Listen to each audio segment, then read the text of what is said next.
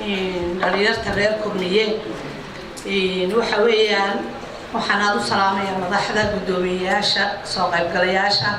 hadal ma badinayo kaliya ta inaga qabiilkeenu waxa weeyaan Kulmiye iyay ka siinahay Muuse Biixi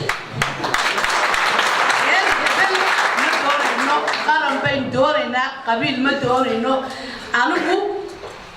hadal idin ma badinay qabiil baa ku jeer oo marahayn oo laba ahayn oo saddex ahayn la igu dilay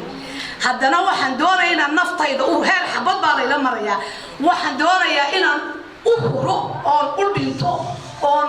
la dhinto haddii uu soo baxo iyo haddii aanu soo baxaynba inaan bilig idhahoon kolba meelo carra marabo idinkana waxaan idinka baryaa marka meel xaflad aragtaan ama xusbi kale inaydaan hiikicin laakiin halkeena aynu qalalsano Muuse Biixi waan la xisaabtamaynaa waxayna waynu ka goosanaynaa ma yeelayno cududda Soomaaliya waa dhalinyarada